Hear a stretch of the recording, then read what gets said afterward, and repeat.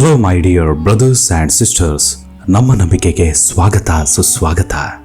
ಸ್ನೇಹಿತರೆ, ಒಬ್ಬ ಸಾಧಕ ಆಧ್ಯಾತ್ಮದಲ್ಲಿ ಸಾಧಿಸಿದರೆ ಕೇವಲ ಆತನ ವೈಯಕ್ತಿಕ ಸಾಧನೆಯಾಗತ್ತಾ ಅಥವಾ ಅದರಿಂದ ಸಮಾಜಕ್ಕೆ, ಸಂಸಾರಕ್ಕೆ, ಸಂಬಂಧಕ್ಕೆ ಏನು ಪ್ರಯೋಜನ ಅನ್ನೋ ಪ್ರಶ್ನೆ ಮೂಡುತ್ತೆ. ಆದರೆ ಬಹುತೇಕ ಮಂದಿಯ ಅಭಿಪ್ರಾಯದಂತೆ ಆಧ್ಯಾತ್ಮ ಸಾಧನೆ ಮಾಡಿದರೆ ಅದರಲ್ಲಿ ಸ್ವಾರ್ಥವೇ ಹೆಚ್ಚು.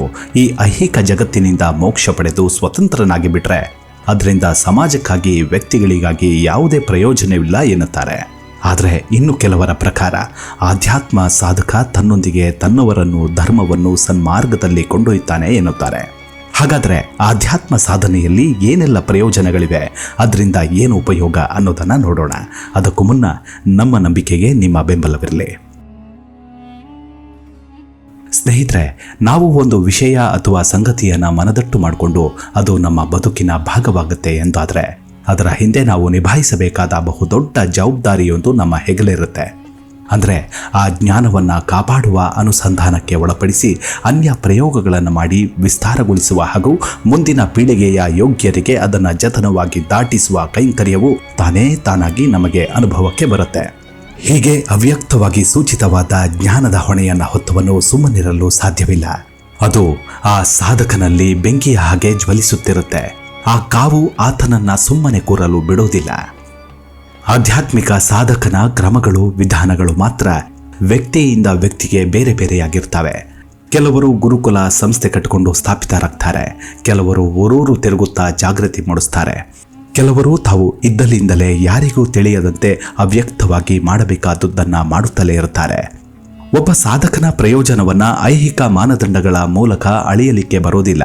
ಅವನು ಎಷ್ಟು ಹಣ ಸಂಪಾದನೆ ಮಾಡಿದ್ದಾನೆ, ಯಾವ ಕೆಲಸ ಬರುತ್ತೆ, ಎಷ್ಟು ಸಮಾಜ ಸೇವೆ ಮಾಡ್ತಾನೆ ಮುಂತಾದ ಪ್ರಶ್ನೆಗಳು ಅವನ ಮಡ್ಡಿಗೆ ಅಪ್ರಸ್ತುತ.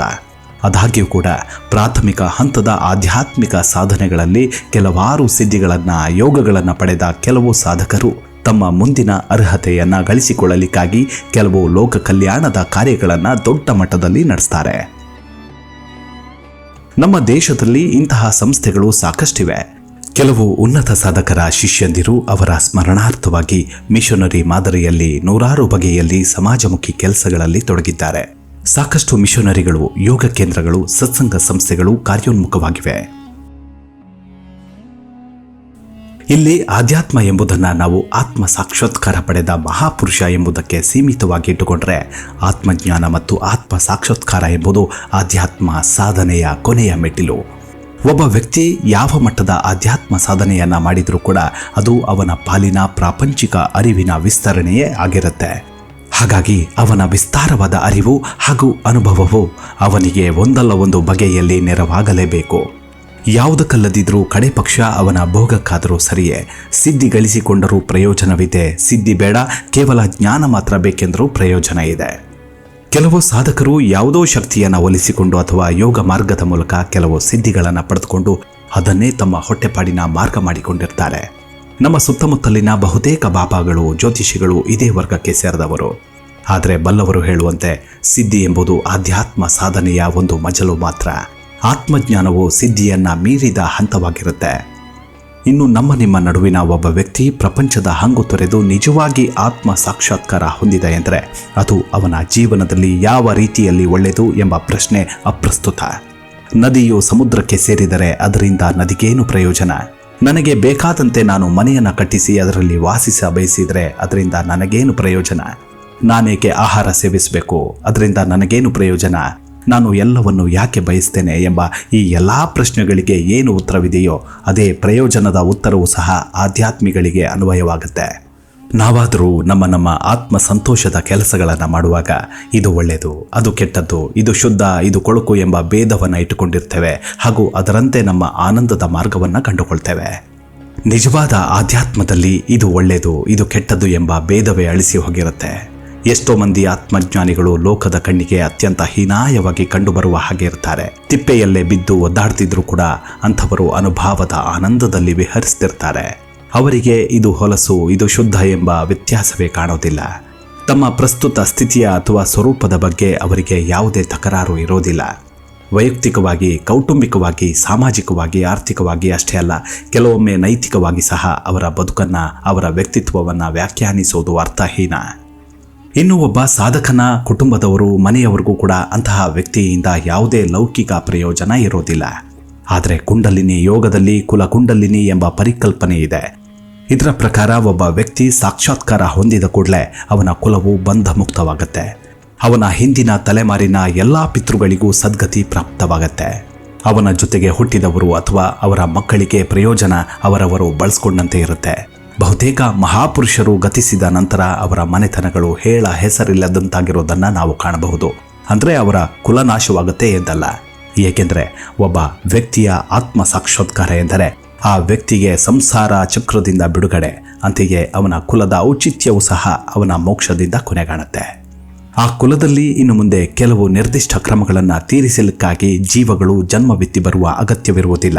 ಇದು ಆ ವ್ಯಕ್ತಿಯಿಂದ ತನ್ನ ಕುಟುಂಬಕ್ಕೆ ಉಂಟಾಗುವ ಒಂದು ಆಧ್ಯಾತ್ಮಿಕ ಪ್ರಯೋಜನ ಎನ್ನಬಹುದು. ಕೆಲವು ಋಷಿಗಳು ತಮ್ಮ ಇಡೀ ಕುಟುಂಬವನ್ನೇ ಸಾಕ್ಷಾತ್ಕಾರ ಪುರುಷರ ಒಂದು ಪರಂಪರೆ ಎನಿಸುವಂತೆ ರೂಪುಗೊಳಿಸಿರುವುದನ್ನು ಸಹ ಕಾಣಬಹುದು. ಇದೆಲ್ಲ ಅವರವರ ಆಯ್ಕೆಗೆ ಬಿಟ್ಟ ವಿಚಾರ. ಒಂದಂತೂ ಸ್ಪಷ್ಟ, ಆಯಾ ಸಾಧಕನು ಕಂಡುಕೊಂಡ ಮೋಕ್ಷ ಮಾರ್ಗವನ್ನು ಅನುಸರಿಸಿ ನೂರಾರು ಜನ ತಮ್ಮ ಆತ್ಮೋದ್ಧಾರದ ಹಾದಿ ಹಿಡಿತಾರೆ. ಇದಿಲ್ಲವಾದರೆ ಸಾಧಕನ ಧರ್ಮದ ಜನರಲ್ಲಿ ತಮ್ಮ ಮತದ ನಂಬಿಕೆಗಳ ಕುರಿತು ಶ್ರದ್ಧೆ ಬೆಳೆಯುತ್ತೆ. ಅವನ ಧರ್ಮವು ಇನ್ನಷ್ಟು ಬಲಗೊಳ್ಳುತ್ತೆ. ಯಾವ ಧರ್ಮಕ್ಕೂ ಸೇರದ ಹೊಸ ಮಾರ್ಗದ ಆಧ್ಯಾತ್ಮಿಯಾದರೆ ಅವನ ಶಿಷ್ಯಂದಿರು ಅಥವಾ ಸ್ವತಃ ಅವನೇ ಒಂದು ಧರ್ಮವನ್ನು ಸ್ಥಾಪಿಸ್ತಾನೆ.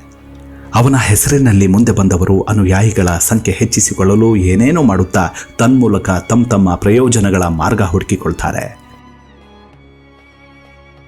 ಸರಿ, ಪ್ರಾಪಂಚಿಕವಾಗಿ ಅಥವಾ ಆಧ್ಯಾತ್ಮಿಕವಾಗಿ ಇಂತಹ ಒಬ್ಬ ವ್ಯಕ್ತಿಯಿಂದ ಸಮಾಜಕ್ಕೆ ಏನು ಉಪಯೋಗ? ರಮಣ ಮಹರ್ಷಿಗಳ ಉದಾಹರಣೆಯನ್ನು ತೆಗೆದುಕೊಳ್ಳೋದಾದರೆ, ಅವರು ಪಡೆದ ಕೈವಲ್ಯವು ಕೇವಲ ಅವರಷ್ಟಕ್ಕೆ, ಅವರ ಪಾಲಿಗೆ ಮಾತ್ರ ಇತ್ತು. ಅವರು ಯಾವ ಶಿಷ್ಯರನ್ನು ಹೊಂದಲಿಲ್ಲ, ಮಠ ಕಟ್ಟಲಿಲ್ಲ, ಸಮಾಜ ಸೇವೆಯನ್ನಾಗಲಿ ಕಡೆ ಪಕ್ಷ ಉಪದೇಶವನ್ನು ಸಹ ಮಾಡಲಿಲ್ಲ. ಆದರೂ ಕೂಡ ಅವರು ಸಾಮಾಜಿಕವಾಗಿ ಯಾವ ಅರ್ಥದಲ್ಲಿ ಈಗಲೂ ಮುಖ್ಯವೆನಿಸ್ತಾರೆ ಎಂಬುದನ್ನು ಯೋಚಿಸಿ ನೋಡಿದರೆ ನಮಗೆ ಉತ್ತರ ತುಂಬಾನೇ ಕಾಡುವಂಥದ್ದು. ತನ್ನ ಪಾಡಿಗೆ ತಾನು ಹರಿಯುವ ಒಂದು ನದಿಯಿಂದ ನಾಡಿಗೆ ಏನು ಪ್ರಯೋಜನ?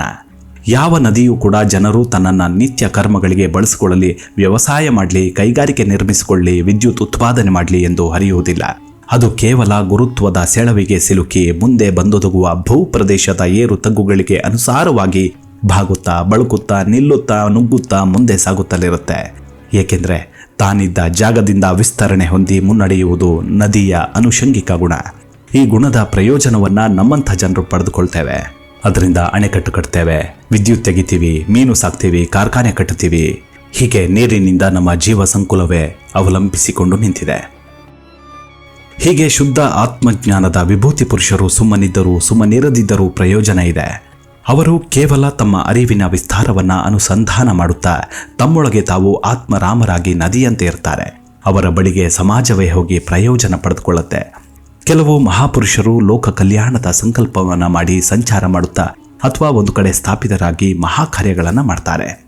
ಸಾವಿರಾರು ಪವಾಡ ಪುರುಷರು ನಾಡಿನೆಲ್ಲೆಡೆ ಇದ್ದಾರೆ. ಇವರೆಲ್ಲ ಇಂದಿಗೂ ಜಾಗೃತವಾಗಿರುವ ಚೈತನ್ಯಗಳು. ಇವರು ಮಾಡುವ ಸಮಾಜ ಸೇವೆಯ ಅಳತೆಯನ್ನು ನಮ್ಮ ನಿಮ್ಮ ಕೈಯಲ್ಲಿ ಅಳೆದು ತೂಗುವುದಾಗಲಿ ಊಹೆ ಮಾಡೋದಕ್ಕೂ ಅಸಾಧ್ಯವೇ. ಮುಂದಿನ ಎಪಿಸೋಡ್ನಲ್ಲಿ ಮತ್ತೆ ಭೇಟಿಯಾಗೋಣ. ಅಲ್ಲಿವರೆಗೂ ನಿಮ್ಮ ಆರೋಗ್ಯದ ಕಡೆ ಗಮನವಿರಲಿ. Take care. ನಮಸ್ಕಾರ.